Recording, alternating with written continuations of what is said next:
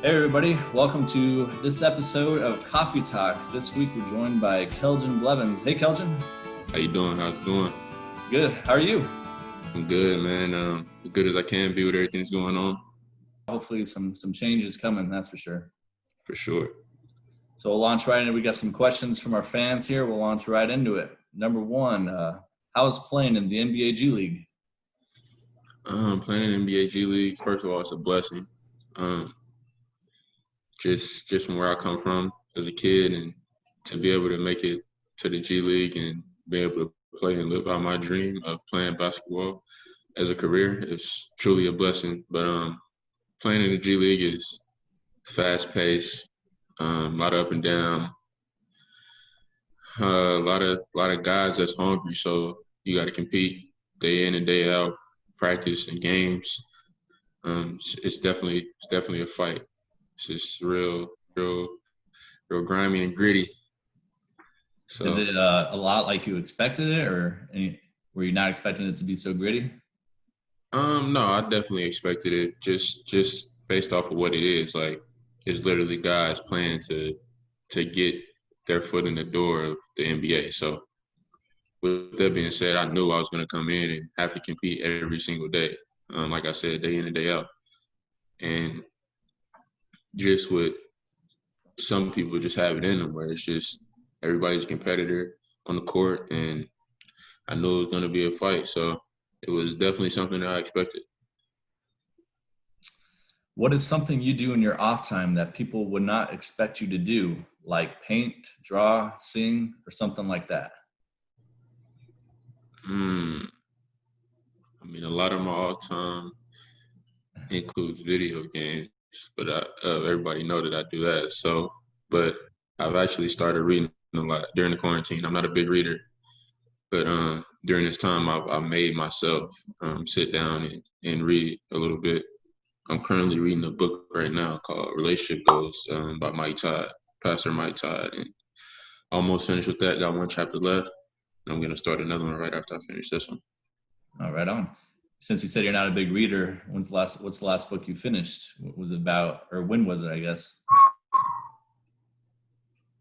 I haven't finished a book since high school. Gotcha. Made it all through college without finishing a book. Yeah, that's most of us. So don't worry. Hope my professor's not watching this video. Yeah, those essays you wrote about the book. Yeah, got the cliff notes.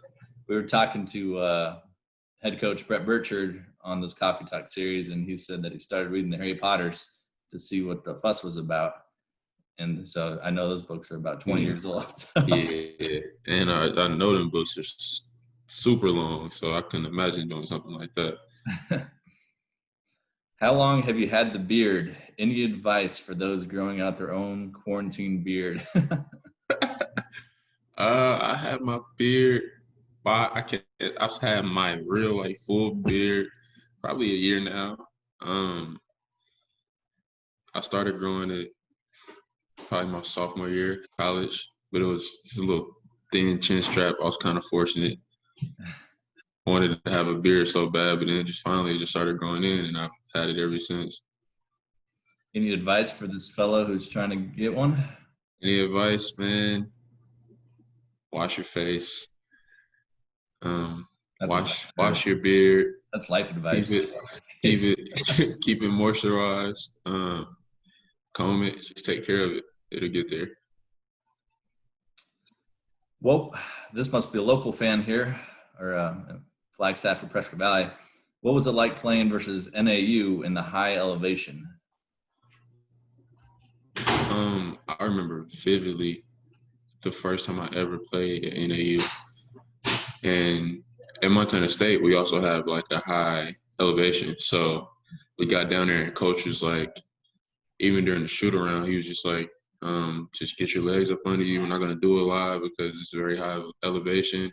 Some of you guys aren't used to. And me, I've always been one of the better guys in shape on whatever team I'm on. So I didn't think much about it. So finish shoot around, I felt fine. Get to the game the next day. And I was a starter. So I remember the first 3 or 4 possessions, we had to call a timeout after.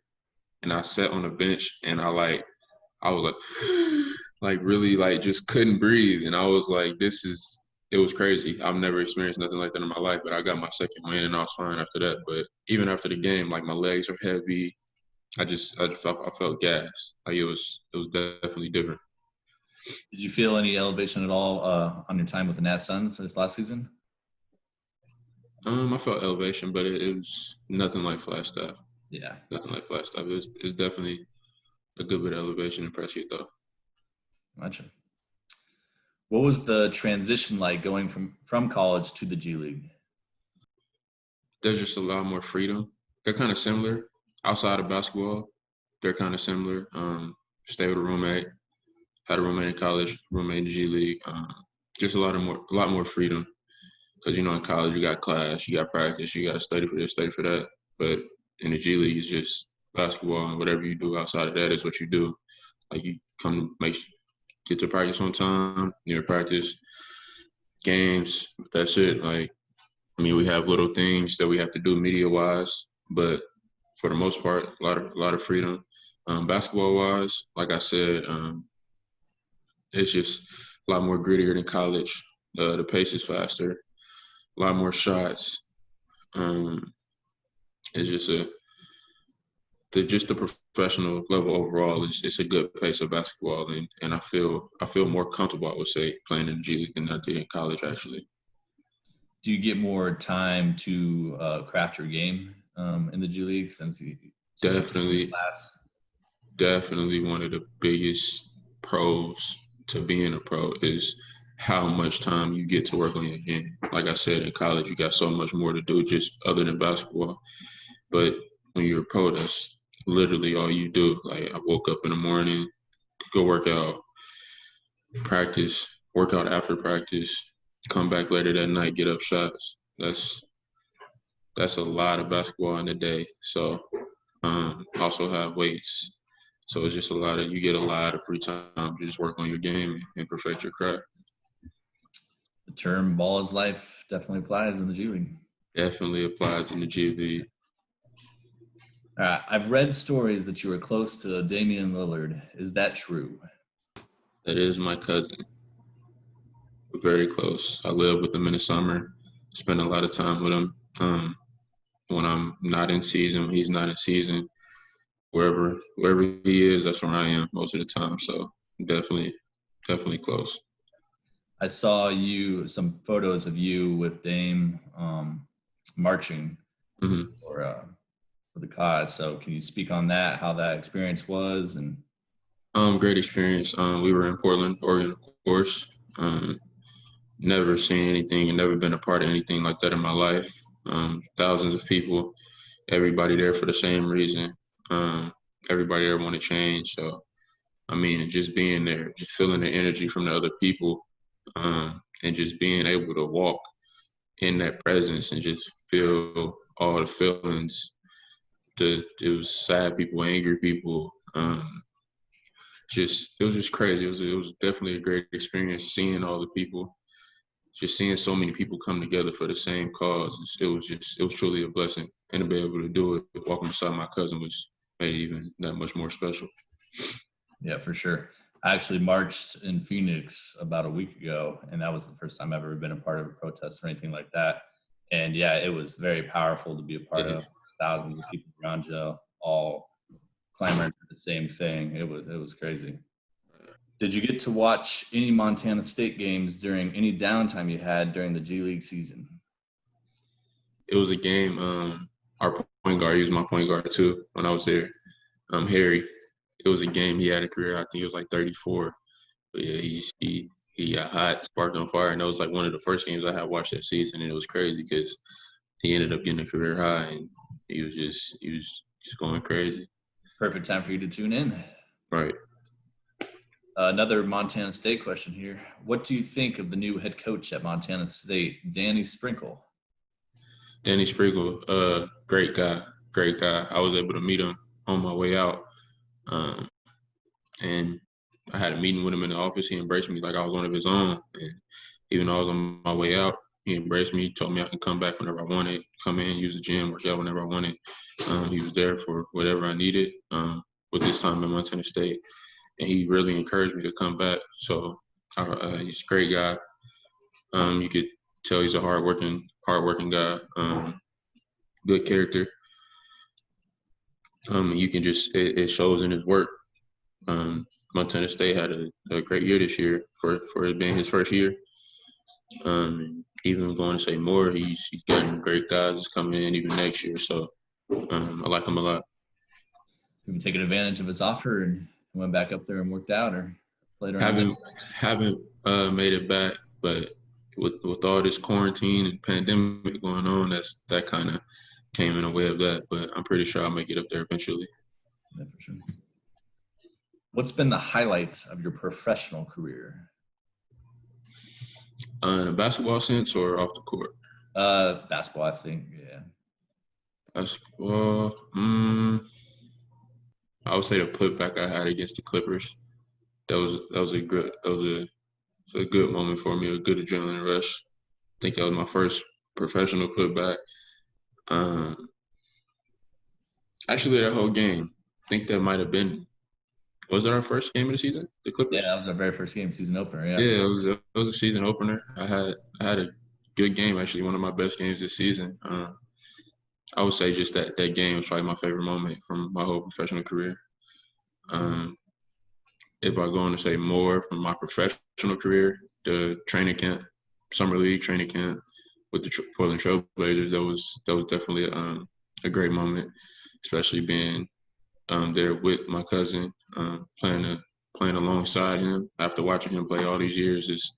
It was definitely a blessing and definitely a highlight of my career, and I'll remember it forever. Oh, for sure. Yeah, not many people can say they get to get an NBA camp invite. So just the fact that you're playing with the Trailblazers, that's incredible. What's your top video game? That's tough. Lately, I've been a lot of 2K, a lot of my part, a lot of rec games. But at heart, I've always been a Call of Duty person. Call of Duty's always been my number one game. Been slacking off lately though. 2K been getting the best of me during the quarantine, but I would say Call of Duty is my number one game, top game. Which Call of Duty? I know there's about 1,000 of them now. Favorite one all time, Call of Duty Modern Warfare 2. Yeah, that's a good one for Best sure. Best one. When you were talking about 2K, now I got to ask, what happened during that 2K 3-on-3 tournament? Thought you were going to win the prize. Hey. Went out first. We gave it our all, man. I gave it my all. Had some great games. I think we ended up losing by 2. I think it was like 2 points. We missed a shot, couldn't get a stop, but hey, that was definitely a fun experience too. I really think if I wasn't playing basketball, I would probably be in the NBA 2K league. Oh, nice. That's cool. Yeah, and I think in that 2K series, I think he had about 90% of the points scored. Just need some better teammates. That's another 2K question. What was better back in the day, NBA 2K or NBA Live? Back in the day, I remember playing NBA Live, like NBA Live 09. NBA Live. I was playing NBA Live a lot. I didn't start playing 2K until probably 2K9, 2K10. But I was more on Live. So I would say NBA Live was better back then, but now 2K is taking over. So right. Yeah, NBA Live was the biggest thing. I remember playing NBA Live 05. I think D Wade was on the cover. Yeah. Now I know NBA Live if anyone plays it now. Right.